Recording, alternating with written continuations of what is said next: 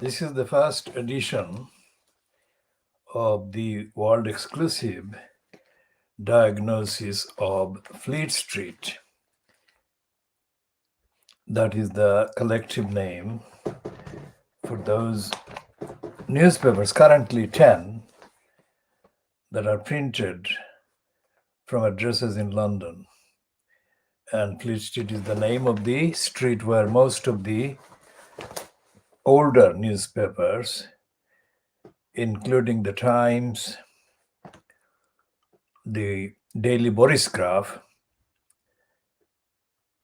were based in. And the Independent is no longer a printed newspaper, so we don't include that one as part of the printed ones. And we're looking first, this is part A of the KhoodeelaarTV channel broadcast online. And we're looking first at the Financial Times of today, Friday, the 5th of February 2021. And the reason we are looking at the Financial Times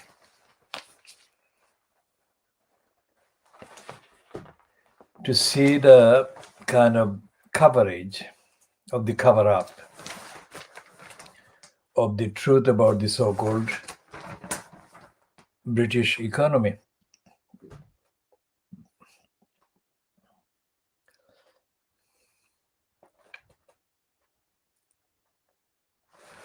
And here is a piece by the criminal, crook Peter Brazen Git.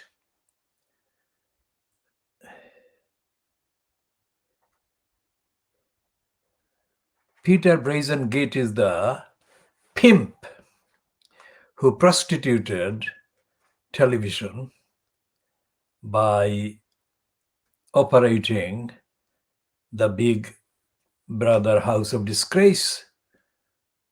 And it's Peter Brazen Git that I named as Peter Brazen Git, or the Brazen Git, in my short but action speech on Saturday, the 11th of February, 2006, at a gathering in a smaller room in the Brady Centre in the Henbury Street off Brick Lane, London E1. So Peter Brazen Git was involved in the pimping program that had paid the then newly, quote, elected member for Parliament at the expense of the Bethnal Green and Bow constituency in Tower Hamlets in East London. And that scandal was enacted on the Channel 4 Big Brother House during January 2006. So Peter Brazen Git has manipulated his way into becoming a careerist and profiting from the crisis at various stages of the unfit for government, unfit for purpose, serial unfit for purpose government, so-called, have created in society. Now, the Brazen Git is described in the Financial Times at page 20 as the ITB chairman. Now, this has become completely unremarkable because the corruption of ITB and corruption that Peter Brazen Git has embodied, personified, are undistinguishable or indistinguishable. And he is said to be about to become chair of the RCA,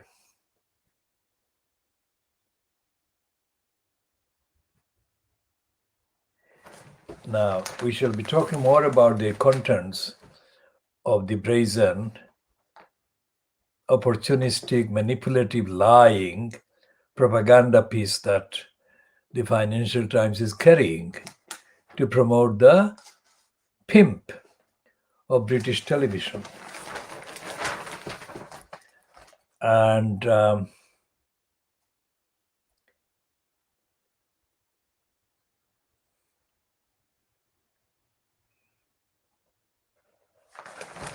we're looking at the letters column of the Financial Times.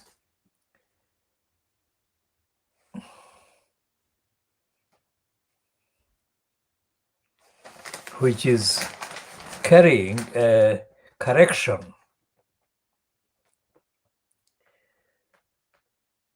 to the names, spelling of the name of an Indian origin person, Saurabh Datta. Now, Saurabh Dutt, it says, was wrongly spelled in an article on January 30. We apologize for the error. Now, what that correction hides is the agenda of the Financial Times, which is corrupt and no kind of textual correction or spelling correction would remedy the lies and the denials that the Financial Times carries. And this pimp Brazengate apparently has his home in London's Notting Hill,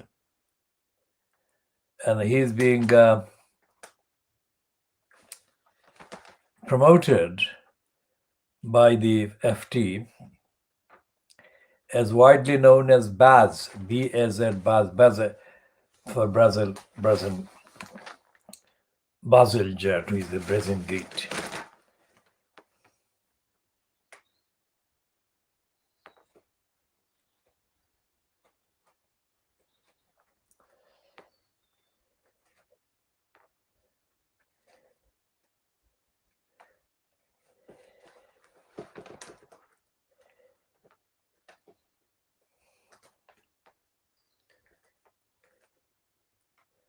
And this piece is oozing with corrupt promotion of this pimp. So the Financial Times, despite the fact that its cover price in the shop is £2.90, in the UK and Channel Islands, £3.20, and the Republic of Ireland, £3.20. Now that is a price about 5 times the price of the tabloids like the Express, the Star, the Scum, and the Daily Mail. Despite the fact that this is so much costlier, the contents are morally not any better than the contents of those ones which together constitute the corrupt core of Fleet Street, which is why we diagnose it, because of the corruption.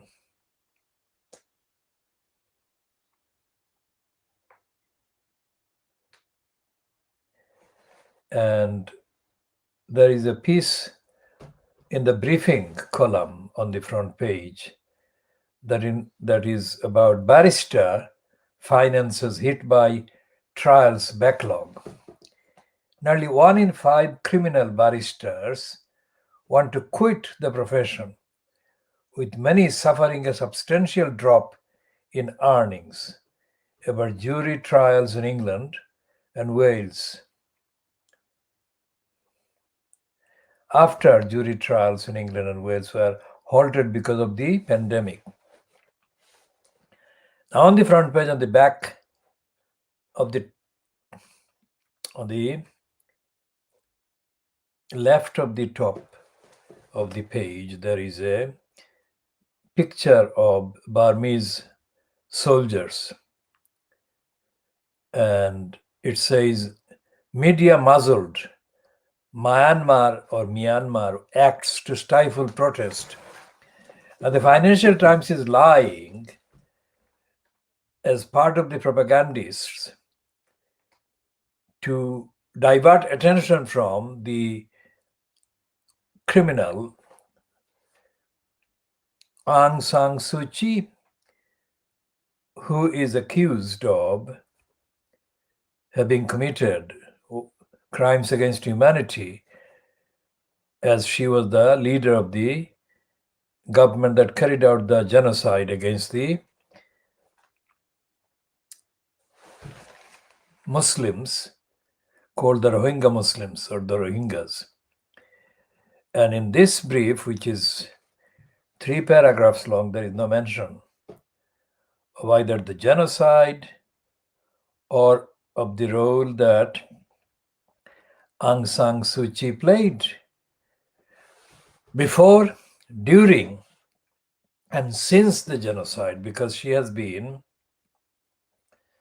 appearing on Western media platforms justifying the genocide, in effect, and justifying the anti-Muslim hatred and the denial of the Muslims' centuries-long home, that is, in Burma. Well, it's the main part of the Burmese country is called Rakhine or Rakhine, however the anglicized spelling is. But the Financial Times is playing the propaganda role for Aung San Suu Kyi. And all the evidence shows that this was staged to divert attention in a clever way, because the Western anti-Muslim media and political predisposition made it a very real, lucrative option for the genocidists and Aung San Suu Kyi, their leader. Because as they plotted, the attention has been completely reversed in terms of propaganda and publicity, and Aung San Suu Kyi is getting the benefit of it. Instead of being described as the leader of the genocide and the murders, mass murders of the Muslim Rohingyas or the Rohingyas in Burma, she is being lauded and backed as if she is out of office for the first time, which is not the case. She is part of the army, military junta, the genocidist Burmese junta, and the fact that she is being given this propaganda platform shows that the junta is backed by the West, and they are continuing.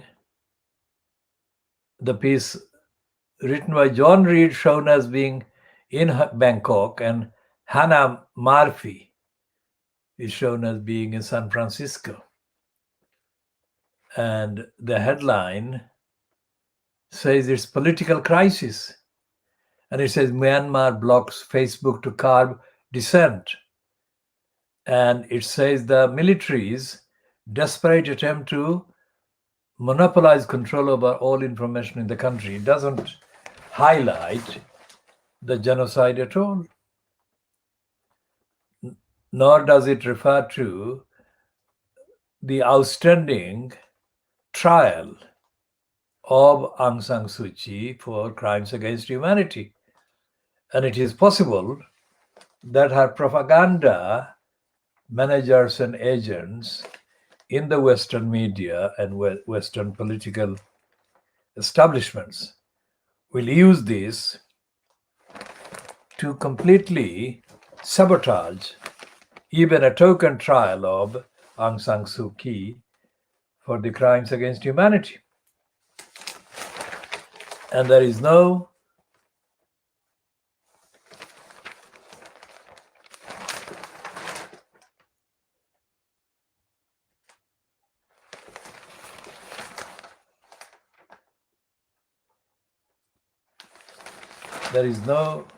evidence that either this one or the other Fleet Street outlets want to refer to the genocide of the Muslims.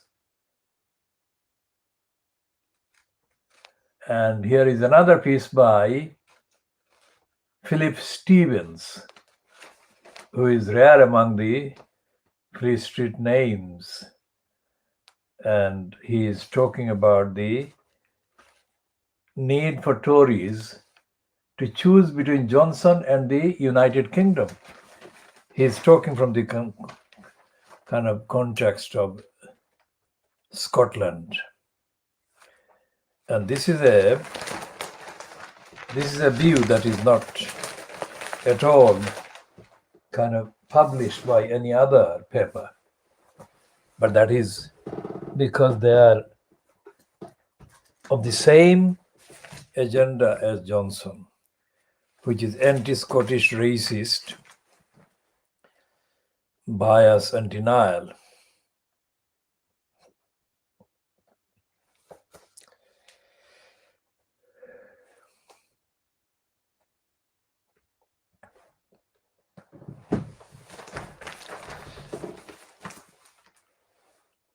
And they're saying in the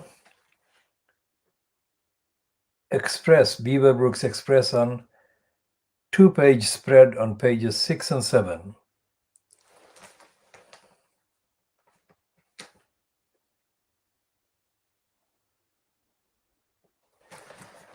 and it is describing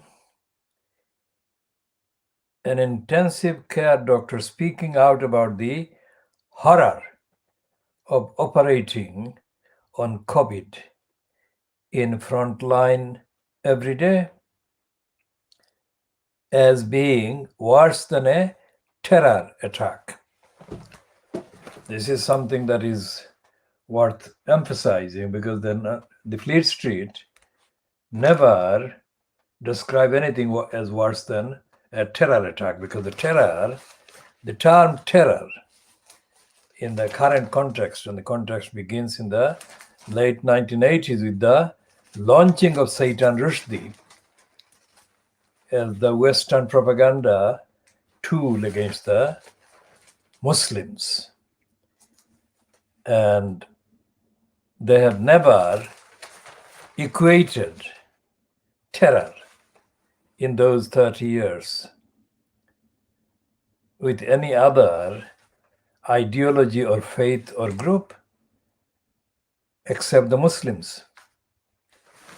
So this is the first time they're talking about anything being worse than terror. That is to say, anything bad to society being done by any factor other than the Muslims' alleged existence of Muslims, because that is what they use the terminology of terror to in fact refer to. And this only exacerbates hatred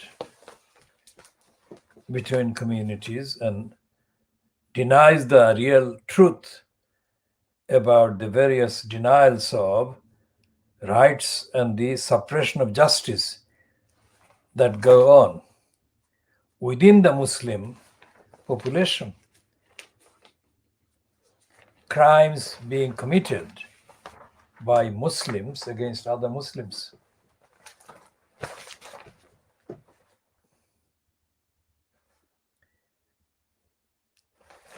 And the Boris Graph, which we call Boris Graph, as the daily paper that is like Peter Brazen Git, is a pimp for the corrupt regime fronted by Boris Johnson, whose political kind of loyalties were purchased by the owners, the Barclay brothers. during the last 12 years when they have paid Boris Johnson, in effect, the equivalent of millions of pounds.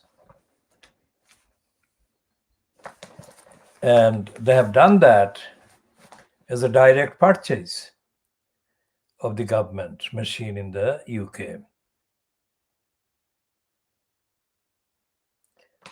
And what Boris Graf is doing today is corruptly perpetuating the denial of the threat from the virus that will be recharged, revived, if they weaken and reduce the lockdown restrictions. And the line is that all the restrictions, all the safety measures, incomplete that they are, but they are there. All the safety measures that have been put in place,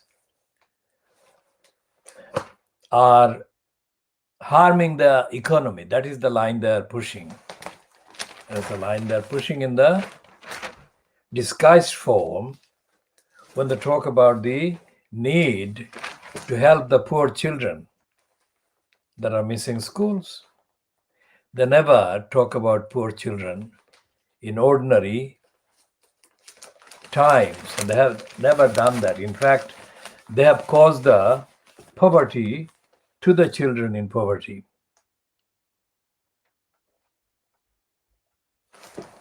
And there is this, again, rare admission in a piece in the Boris Graf on page 4 by their Sarah Napton, described as science editor of the Boris Graf. And the headline to her piece is, "If we are ever to exit lockdown, there must be more clarity of thinking." That's as far as she goes. But that is an admission that the Boris Graf and Boris Johnson and his cabal and his crew in the House of Commons, they are lying.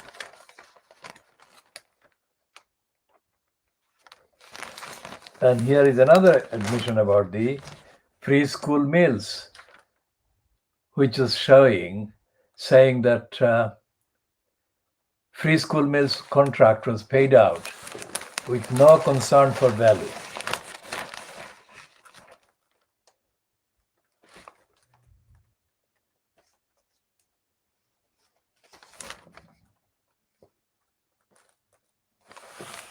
And there is a racist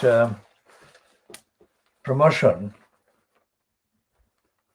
for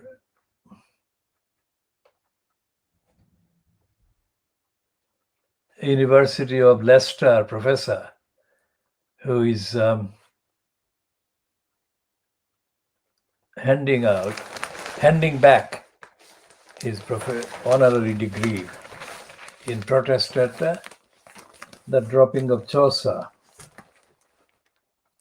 from the curriculum.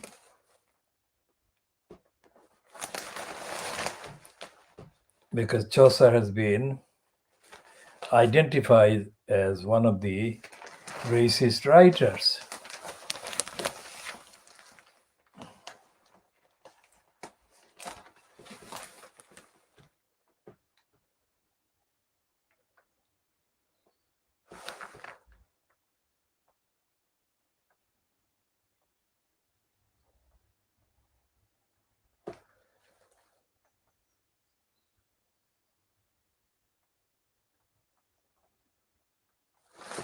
And in India, the extremists, Brahminist nationalists, are attacking the farmers. And anyone internationally who has supported the farmers' protest against the Modi attacks on their rights.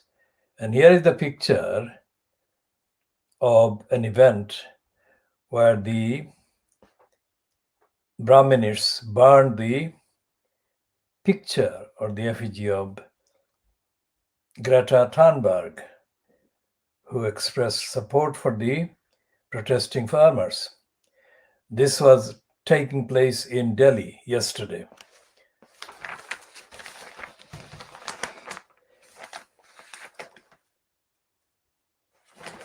And the headline in this piece filed from Bombay or Mumbai is saying Thunberg's pharma tweets anger Indians. It doesn't anger Indians, it angers the far right Hindu nationalists.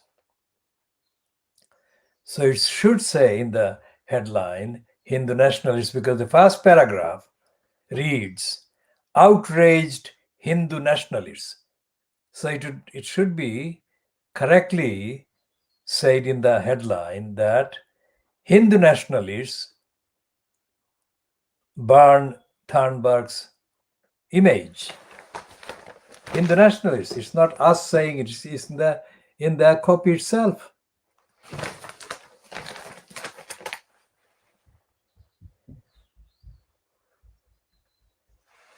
And they are saying that Greta Thunberg is involved in or is behind a foreign plot to divide the country.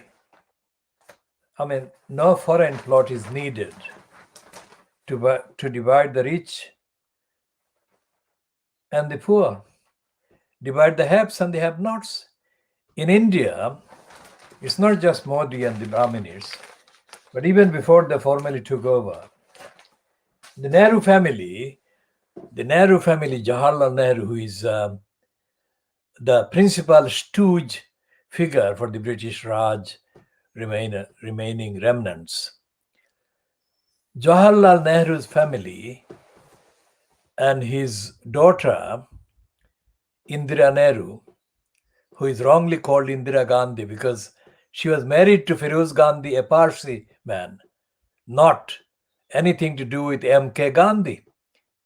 But the liars in the Nehru family dynasty kind of encouraged the link with the word Gandhi because it sold the image as being linked with the M.K. Gandhi image. Now, the Nehru family in India, which dominated the Indian Congress and whose domination outraged some like Mamata Banerjee in West Bengal, that she formed a successful breakaway called Trinamool Congress. Now, Trinamool is grassroots Congress, and she has been effectively in post as the chief minister in West Bengal, despite the fact that there have been anti-Muslim allegations made by the BJP to undermine Mamata Banerjee because she doesn't support the Brahminists' anti-Muslim hatred.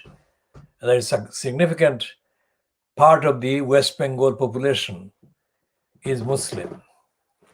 And the fact that Mamata Banerjee has been successful as the Trinamool Congress organizer, while the National Congress, owned by the Nehru family, has completely declined, speaks volumes.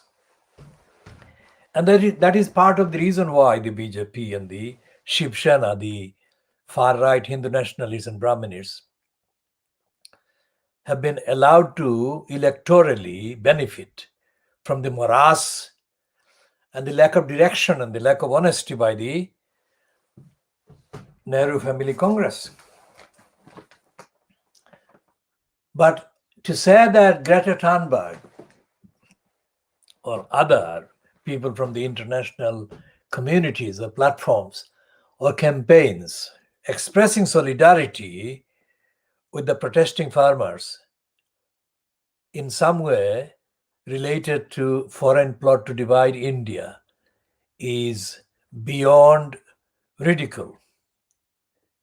India remains divided, has been divided since August 1947, and the division was legitimized by Jawaharlal Nehru himself and his daughter Indira Nehru, who dishonestly appropriated the slogan Garibi Hatao, that is, remove poverty, end poverty, failed to do any such thing, not least because her younger son was a gangster ruling her cabinet. So Indira Priyadarshini is like pretty or pretty looking, politically was very ugly. And her legacy of ugliness and corruption directly resulted in the BJP and the nationalists and the Brahmins taking over political control of most of India.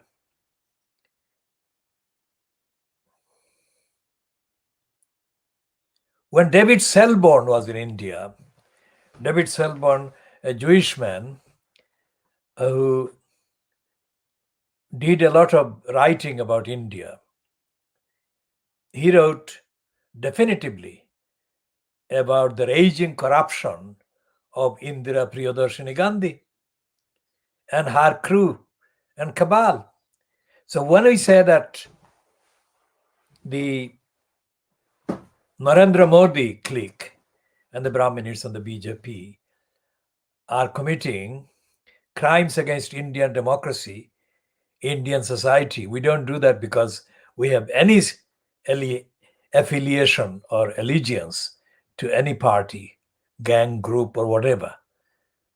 The only basis for our particular observation on any aspect of India is based on evidence that is independently, objectively accessible and verifiable at the time. And we support the farmers as we support other campaigners and protesters for basic human rights in India, as we do that across the subcontinent, in Pakistan and in Bangladesh. We are not affiliated to any party, any group or agency in any shape or form. We are affiliated to the idea of justice, fairness, and opposition to corruption and violation at every level. And what we are saying today is as based on the publications in the Fleet Street papers that we have actually referred to.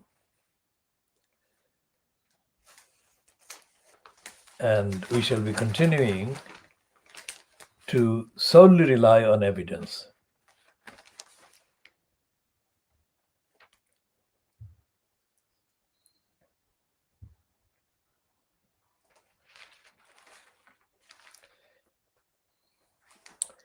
And there is shameless self-promotion by the woman now calling herself Katie, who launched herself shamelessly as Jordan. And it is a propaganda based on her personal torment and sorrows that are nothing to do with relating to other people, society, or victims of denial and ignorance and contempt by the various agencies of the state that are causing harm to people, pushing people into poverty and denial. And this is the Murdoch scum, which is leading with the latest selfish propaganda by Katie, who launched herself as Jordan. And they don't see anything wrong with the corruption, the opportunism. And the Daily Mirror is aping the Daily Mail and the Sun and the Scum by doing something like promoting hope. What you will notice, and what we notice, and what the contents show, is that there is no evidence of the Daily Mirror wanting the readers to know the actual truth about the state of the virus. It's all propaganda based on the political ingratiation by the Mirror with the Boris Johnson cabal. And there is a stupid piece on the front page of The Guardian today, Friday the 5th of February 2021. It's stupid because it's not news. The Guardian should not be treating this as a one-off event suddenly discovered. The Fleet Street coverage is a cover-up of the truth about racism. There are people living in large numbers in particular parts of the inner cities and some parts of the suburban areas. People based on their origins, ethnic or national or cultural origins. For example, in the west of London, in the Ealing borough, it's a large, significant proportion of people from India, mainly Punjab. And similar numbers are to be found in parts of the Midlands, England. And the same applies to Bangladeshis living in Tower Hamlets and Newham. Now, that is not because the people prefer to remain in this kind of proximity with one another from the same backgrounds. It's because the hostility, the racist hostility that exists towards people from, say, India, Pakistan, or Bangladesh, from the indigenous, mainly Gullibles and the Little Englanders, is unacceptably high. And it is not, therefore, a surprise that a stark racial divide in vaccine uptake. I mean, there is a stark racial divide in everything. So the Guardian is lying, perpetuating the lying denial of everyday racism.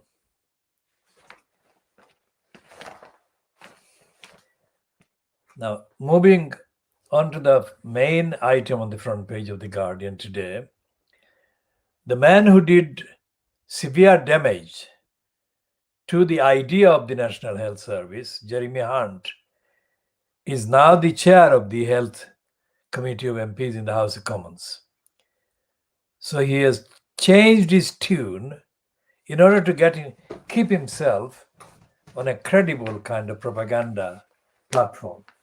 He is now telling half of the truth. He's saying that don't end lockdown until COVID crisis fall.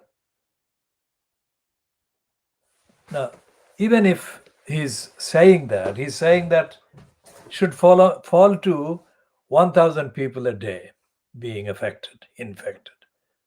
So he's still not telling the whole truth, but at least he is not lying brazenly as the others are doing in the Conservative Party.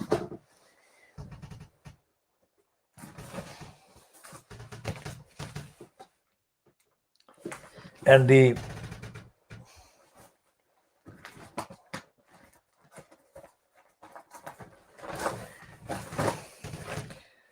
Daily Star is continuing the kind of infantile headline, claptrap, and then the main heading above that was, dear, oh dear, Oh dear. Now that is Vicar facing the sack after he dishonors her Tom tribute, and bedwetters and lobbies in race to score political points. Now this is not, again, this is not about the actual facts of the virus, the state of the virus in England. It's about headlines about other things, diversions. I mean, Captain Tom is being praised beyond the skies for his alleged role in raising 30 plus million pounds for the NHS, but that is hiding the fact that the likes of HS2 have been given, the contractors of the HS2 have been paid more than 100 billion pounds. Now there should be a discussion about why even a Captain Tom had to do the work that he did to raise whatever amount of money he did raise for the NHS. While 100 billion plus pounds have been wasted and given to crooks, contractors for this corrupt project that should never have been allowed to be given a single penny of public money. That shows the corruption of Fleet Street. Now this newspaper is now shamelessly admitting that herd immunity has been part of the main agenda. Herd immunity, anyone who wants to know about the herd immunity and the reason why it is a sickness, it's a disease itself, is because herd immunity is a deliberate policy to let as many people get infected as possible. That is the hard truth about herd immunity. So it's a disease, it's an additional infection, additional virus, additional pandemic. So we shall be talking about more about that herd immunity in due course. And the Daily Mail is full of lies. The Daily Mail is lying about this prediction about May. It can never happen. It can never happen. And the Times is doing the lying as well. It's saying the return of these sports and socializing outdoors. Now that will be carved. Notice we are saying it. That will be carved because this return will actually propel the surge to an extent that the unfit for government, unfit for purpose, Johnson cabal will be forced to stage a return to the lockdown.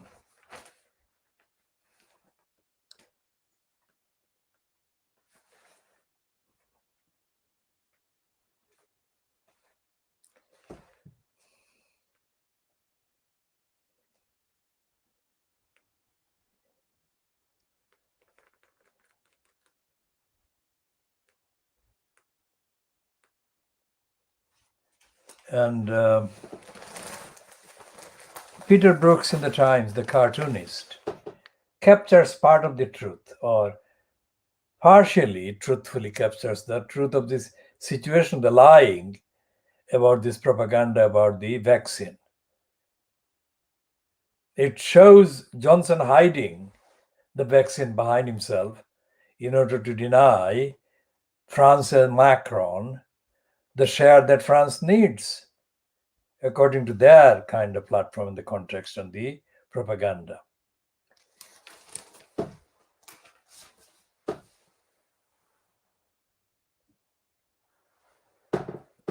And the Times is also lying.